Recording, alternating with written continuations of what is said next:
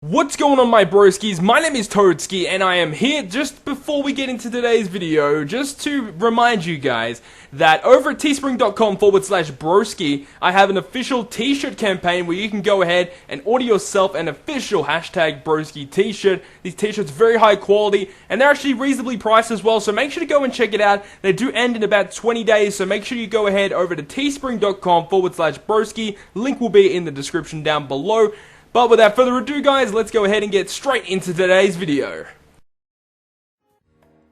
What is going on, my broskies? My name is Toadski and I'm back again, here to bring you guys yet another One Piece Treasure Cruise video. And today we're going to be playing through Clash, Eneru, Phantasm, I can't even freaking speak. But nonetheless, this is by far one of the most difficult raid bosses in One Piece Treasure Cruise. A 60 stamina raid. Very, very difficult, and by far, like, this is one of the better raid bosses to try and get. He's such a powerful unit, a very good captain effect, partnered with a very, very great special. So let's get straight into it, and the team that we're going to be using is a Doflamingo and Mihawk team. So I'm using Doflamingo as my captain. And I'm also using a friend Mihawk. Now, the reason why it's this team composition is because I can bring my own Mihawk in my team and then have a friend Mihawk and then have both specials still, like, available, ready to go, as well as getting a lot of health from Doflamingo's captain effect. I'm also bringing Law, just a very powerful Dex slasher. I'm also bringing Miss Doublefinger to power up our Dex units, and then I'm also bringing Apu, partnered with Law, to give our team a full team of Dex orbs. Now, I've been using this team ever since he's come out, and I haven't failed once yet with this team. This team's been pretty safe, and it's worked pretty well. I think it takes about 19 to 20 turns, I think, to actually kill an L from the start. So anyways, actually, we started off horribly. We have a very, very, very bad room. Usually you get a guy here with at least 4 turns, sometimes 5 turn cooldown. We've started here, they've all got a 3 turn cooldown, which means that we're probably going to be having to take a hit from one of these guys, because that is just not on. That is not acceptable. Like, this is the first time I've ever gotten 3 cooldown on this first room here. So, yeah, we're definitely going to be having to take a hit from one of these guys, which isn't really a good start. It's not really what you want to do. You know, the first room, you're going to be taking a lot of damage, but, you know, you got to do what you got to do to survive. We definitely have to get, at least, well, I think it's around about 6 turns of stall in the first 2 rooms. So, we took a hit there, which is fine. This is actually working out not too badly. We've got so much damage lost already. This is going to be pretty difficult, considering the amount of health that we've already lost. And we've only got 500 recovery, so that's really not the best. I'm pretty sure the lightning will come down this turn and take down these turtles and lobster, as it does there, which is nice. And then the third room is actually probably the most important room in the whole dungeon here. Now, if you guys don't know what these guys do, the Int and Psi Skypian warriors, the Int and the Psi version will lock either Strength, Dex, or Quick.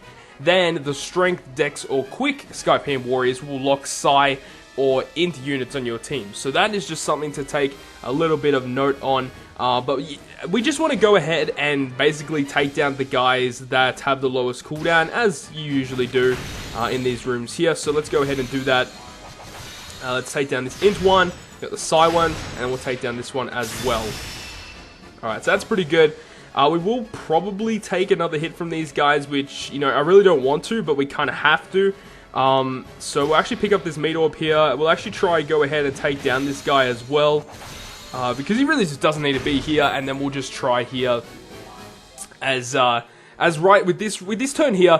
He has a 1 turn cooldown. Next turn, he'll actually put up a shield against Psi and Int units, I believe, because we don't have any Psi or Int units to actually lock. So he'll go ahead and do that, which is fine. We'll just attack with Doublefinger to do not a whole lot of damage. We just want to get enough stall out on these first turns here. The lightning comes down.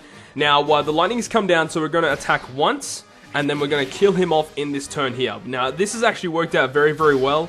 We should be fine now with all of our stalling, and we should have enough health to take out an L, you know, withstanding a couple of his attacks, which is really, really good. So we're on stage 4 here now. If I've timed it correctly, the lightning should come down and take down these guys. And then we'll move on to the final boss, Eneru. So that was really good.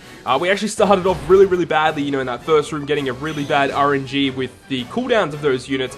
However, we've come back, we've fought on, and we're finally here at Eneru. So Eneru puts up the preemptive attack where he puts up the debuff protector and a shield, which halves any damage that he would take for 3 turns. So that's pretty annoying, but really you want to do all of your burst damage once that shield has finally worn off, which is what we're going to do. Basically, with the team composition that we have, we're just going to be going ahead and just using all of our specials at one go once this shield has worn off.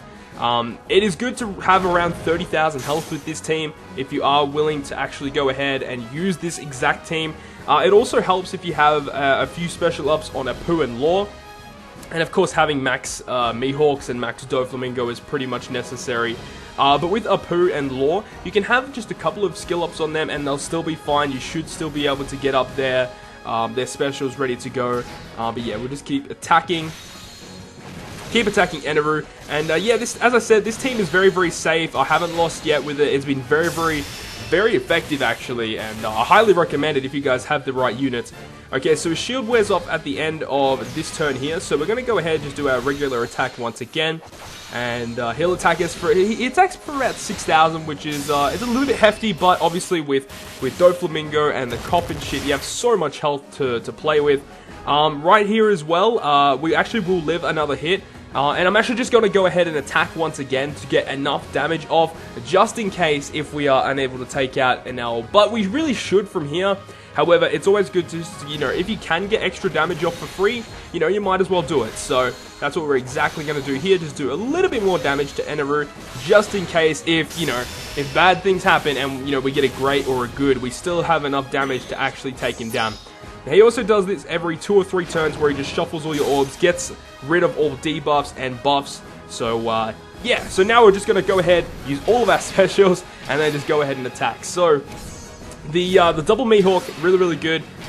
Basically reducing him down to 49% of his current health, which is really good. He's already under 50% now, which is really good. Make sure to always use Law first before you use Apu. Otherwise, you're going to have a little bit of troubles. You're not going to be able to get your full team of Dex Orbs. So we'll go ahead, use Law, you then use Apu. Very similar to the team that we used in yesterday's video, which was against Ivankov. So that's really cool. Now we're going to go ahead and use Doflamingo, who will double our orb effectiveness for 2 turns. Or not for 2 turns, but for 1 turn. That'd be a little bit broken if it was for 2 turns. We use Double Finger here to give our Dex units a 1.5 times boost for a turn. And basically, we just go ham, and we go ahead and make sure we hit our perfects, and then take out an L. So, pretty much simple as that. So hope you guys have enjoyed today's video, and if you guys have enjoyed it, make sure to smack that like button down below, and if you want to stay up to date with all the content that I post on my channel, including more One Piece Treasure Cruise content, then make sure to hit the subscribe button down below. But other than that guys, I will see you guys within the next video.